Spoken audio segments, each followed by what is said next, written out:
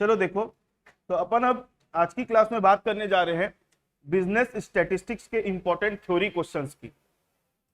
Business statistics के important theory question की। तो सबसे पहले आप लोगों को पता होगा कि आप लोगों का स्टैटिस्टिक्स का जो सब्जेक्ट है 5 यूनिट्स में डिवाइडेड है ना, यूनिट 1 से लेकर 5 तक, जिसमें मैं बोल सकता हूं यूनिट नंबर 2 और यूनिट नंबर 3 थ्योरी आ सकती है। मैं ये नहीं बोल रहा हूं नहीं आ सकती, लेकिन मैं नहीं बोल रहा हूं कि आप लोग थ्योरी करके जाओ, मतलब मैं मना कर रहा हूं थ्योरी करके जाओ ऐसा बोल रहा हूं मैं, क्योंकि यूनिट नंबर 2 से प्रैक्टिकल आएगा, थ्योरी में ऑप्शन रहेगा, ठीक है।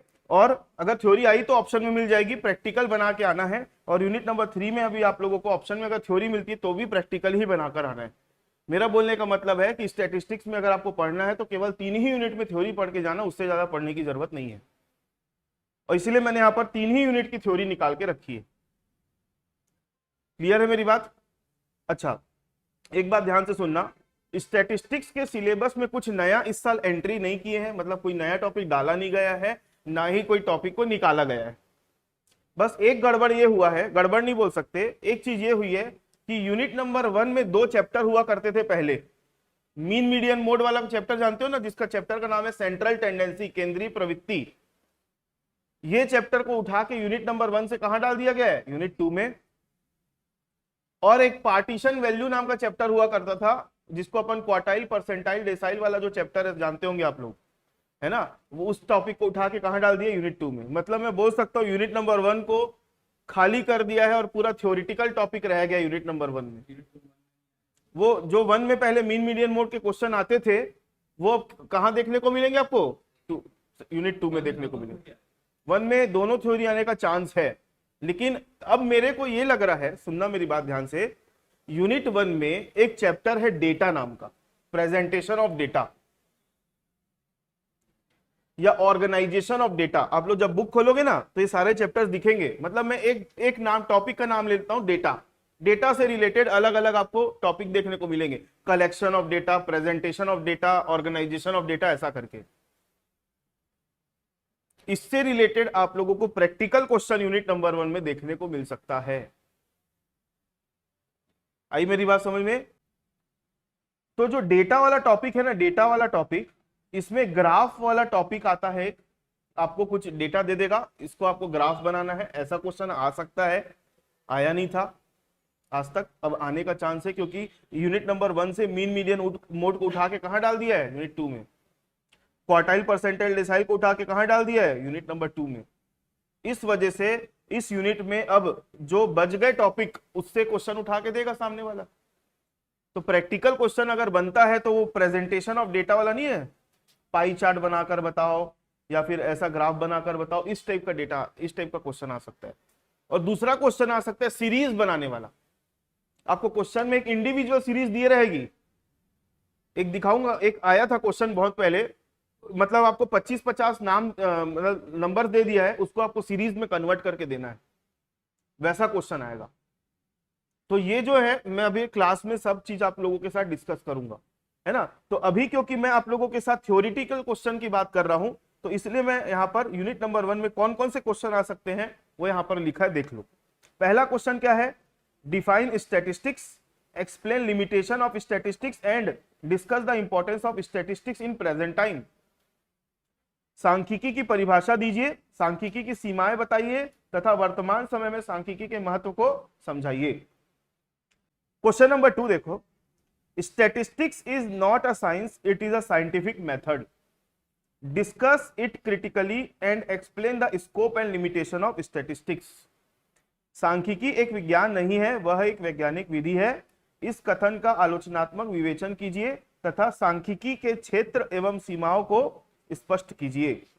ये क्वेश्चन नंबर 2 है। क्वेश्चन नंबर 3 देखो, what are the causes of distrust in statistics, point out the sources of errors causing distrust, suggest remedies for removing distrust। सांख्यिकी अविश्वास से आप क्या समझते हैं? अविश्वास उत्पन्न करने वाली होगी, ये गलती से मतलब प्रिंटिंग मिस्टेक है, अविश्वास उत्पन्न करने वाली अशुद्धियों के स्रोतों को बताइए, अविश्वास दूर करने के उपाय बताइए। What do you mean by primary data and secondary data? Explain the various method of collecting these data. प्राथमिक तथा द्वितीयक समंकों को, द्वितीयक क्या पढ़ेंगे इसको, द्वितीयक समंकों से आपका आपका क्या अभिप्राय है? इन समंकों को संग्रहित करने की विभिन्न रीतियों को स्पष्ट कीजिए। Distinguish between primary data and secondary data.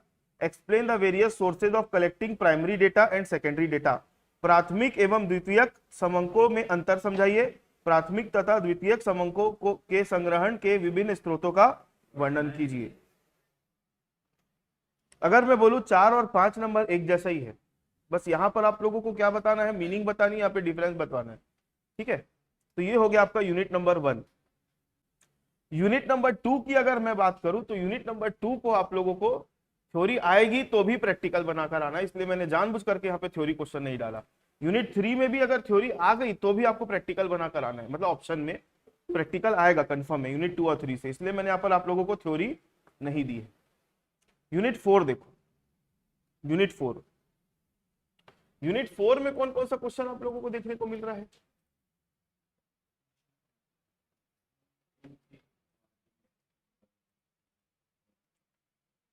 What do you understand by index number?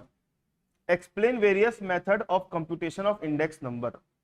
Explain the role of weights in the construction of general price index number. निर्देशांक से आप क्या समझते हैं? निर्देशांक गणना की विभिन्न विधियों को समझाइए। सामान्य मूल्य निर्देशांक की रचना में भारों का महत्व समझाइए। Fisher ideal index number has regarded as ideal but it is not popular in practice. Why? Fisher सूचकांक को आदर्श माना गया है लेकिन व्यवहार में यह लोकप्रिय नहीं है, ऐसा क्यों? What is a time series? What are its main component? Explain the importance of time series analysis. काल श्रेणी क्या है? इसके कौन कौन से प्रमुख संगठक है? काल श्रेणी विश्लेषण का महत्व समझाइए। What is a time series? Describe the method of determining trend in time series. काल श्रेणी क्या है? एक काल श्रेणी में उपनीति निर्धारित करने की विभिन्न विधियों का वर्णन कीजिए। Distinguish between secular trend, seasonal variation and cyclical fluctuation. How would you measure secular trend in any given data? दीर्घकालीन प्रवृत्ति, मौसमी परिवर्तनों तथा चक्रीय उच्चावचनों में अंतर स्पष्ट कीजिए। किन्हीं दिए गए समंकों में दीर्घकालीन प्रवृत्ति का माप किस प्रकार करेंगे? तो ये जो मैंने यहाँ पर 1 2 3 4 5 क्वेश्चन दिए यूनिट नंबर 4 के। क्लियर है मेरी बात? यूनिट नंबर 5 देखो, what is meant by business forecasting? Discuss briefly the important theories of business forecasting. व्यवसायिक पूर्वानुमान क्या है? व्यवसायिक पूर्वानुमान का क्या अर्थ है?